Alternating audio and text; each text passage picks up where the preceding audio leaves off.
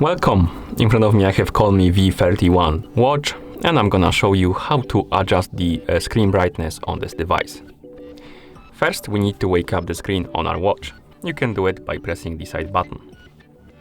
Once you wake up the screen, swipe down from the top of the screen to open the quick panel, and here tap on the brightness icon, the one that looks like a sun. And here we can adjust the screen brightness by tapping on the plus and minus buttons. Once you're done adjusting your brightness, you can swipe right on the screen, like this.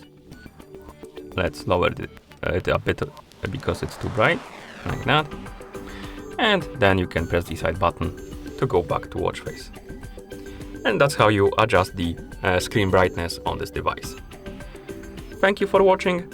If you found this video helpful, please consider subscribing to our channel and leaving the like on the video.